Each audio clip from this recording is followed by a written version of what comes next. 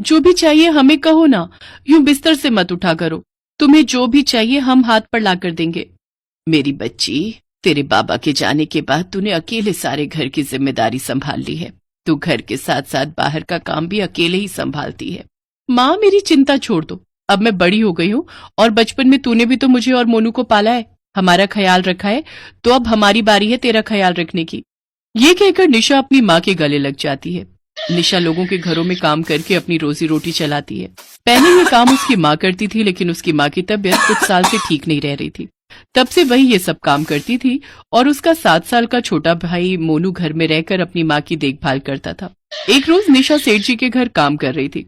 तभी सेठ जी उसे बुलाते हुए कहते हैं, निशा, इसमें प्याज के समोसे हैं, इसे जल्दी से चाय के साथ प्लेट में डालकर ले आओ। उस प्याज के समोसे से बेहद ही अच्छी स्वादिष्ट महक आ रही थी। निशा सेठ और सेठानी को ले जाकर वो चाय और प्याज के समोसे देती है, जिन्हें वो दोनों बड़े ही चाव से खा रहे थे। निशा का भी बड़ा मन था उन्हें खाने का, लेकिन फिर वो अपना मन मार कर रह जाती है कि निशा को सेठानी उसकी तनख्वाह देती है। उन पैसों को लेकर निशा बाजार जाती है। घर में राशन भी नहीं है और माँ की दवाइयां भी खत्म हो गई हैं। पहले चलकर ये सब सामान ले लेती हूँ। तभी बाजार में उसे प्याज समोसे वाले का ठेला दिखता है, जिसे देख निशा उसके पास जाती है। भैया, ये प्याज का समोसा कितने का है? पूरे 50 रुपया का है मैडम। अरे बाप रे, ये तो बड़ा ही महंगा है।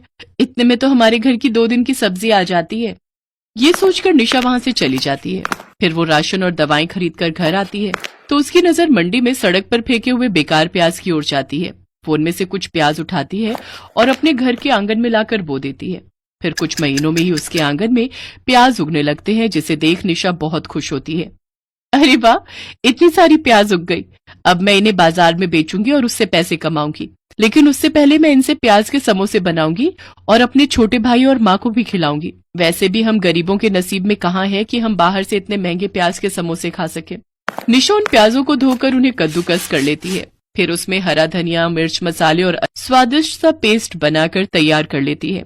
फिर जल्दी से उन्हें समोसे में भरकर गर्मा गर्म समोसे बना लेती है और टमाटर की चटनी के साथ अपनी माँ को खाने को देती है, जिसे खाकर उसकी माँ उससे कहती है, वाह निशा, ये तो बहुत ही स्वादिष्ट है। इससे स्वादिष्ट चीज मैंने आज तक नहीं खाई। हाँ दीदी, ये तो बहुत ही स्वादिष्ट है।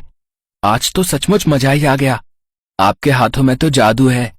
दीदी, मैं दावे के साथ कह सकता हूँ, आपके जैसे स्वादिष्ट समोसे तो पूरे बाजार में कोई नहीं बना पाता होगा।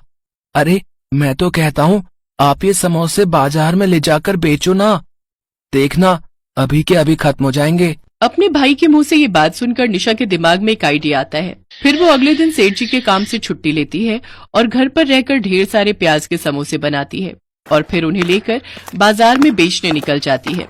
प्याज के समोसे ले लो, गर्मा गर्म प्याज के समोसे, वो भी टमाटर की चटपटी चटनी के साथ, सिर्फ और सिर्फ 30 रुपए में।